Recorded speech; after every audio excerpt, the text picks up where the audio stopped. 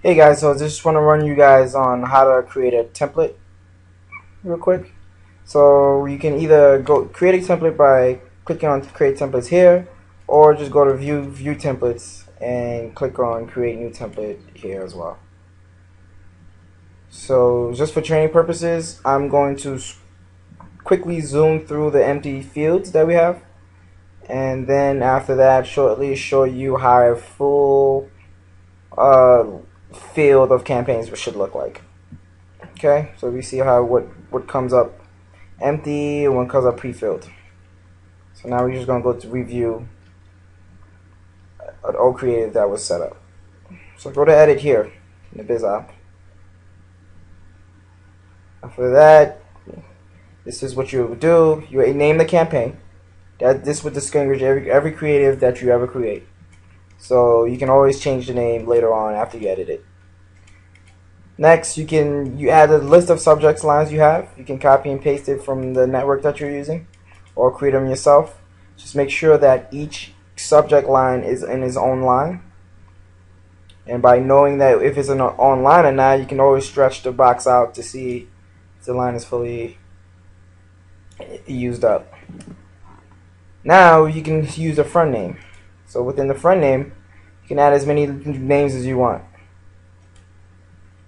Also, you have the magic tag where you're telling the platform to use a lane before the @ symbol after your sending domain.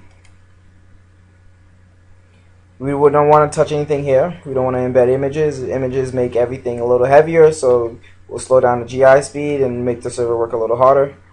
TLDs, assuming that we would leave it unchecked, assuming we're mailing GI. You also want to like start using the creatives features where you want to build your creatives. Here, you can enlarge it and fill the screen, close it here, enlarge and fill the screen. All the other icons is pretty standard from all email applications, so I'm sure you guys will be aware of that. This is where you start inserting your magic tags. So for example, you can say here, add email address, and we all know what that does. Now here's one of the most important features, is to include your sub ID between all your links. So usually most networks will allow you to input code, so you don't mess up within the affiliate network, so you don't mess up and you don't mess up the affiliate link on yourself. So I advise you to add the sub ID within the affiliate network platform that you're using, and not do this manually, because you can screw up this up and lose clicks.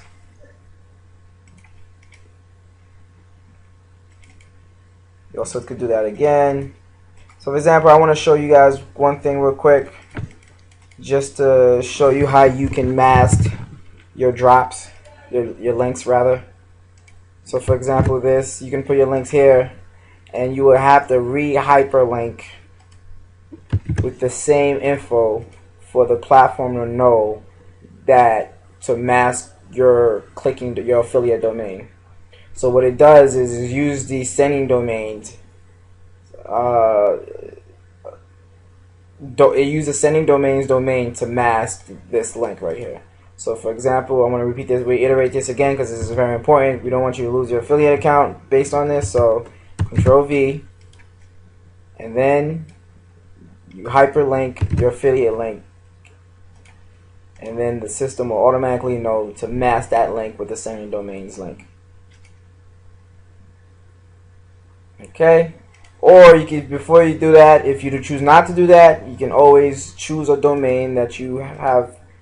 Choose a domain in within your AP within one of your Namecheap accounts, and you can mask your domain that way. Down here, so it could be whatever API account that you have, whatever domain you have within your API account that you set up with, and that will work. It'll mask the domain that way. Here you can set the thread. We're going to keep the thread at 30. 60, we tried 60 on just for testing purpose. We thought it was a little, it put too much work on the server that was sending. So 30 was a good number. It got a lot of mail out, so the thread wasn't an issue.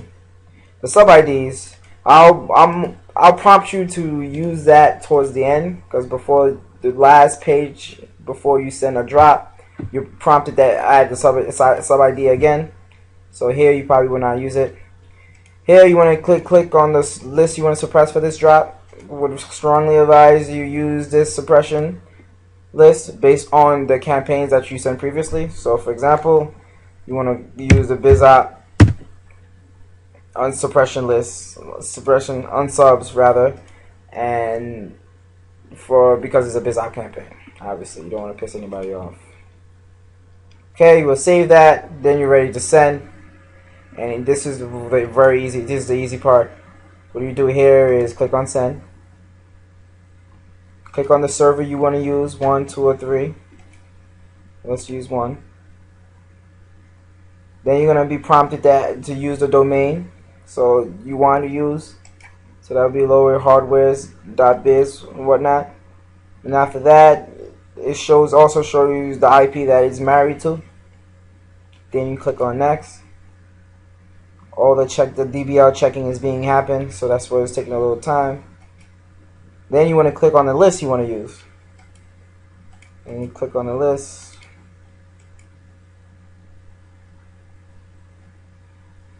So now we click on the drop that we want to send.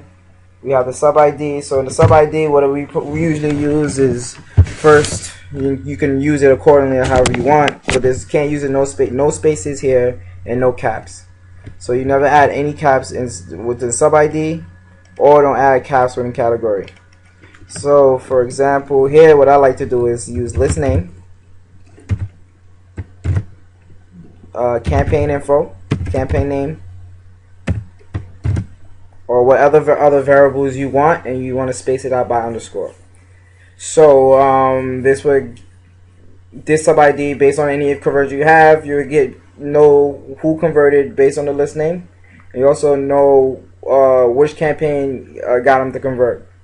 So that's it. So then you can randomize your list, and also send the email campaign now. Or if you want to, you can you can make it send when a current drop is sending.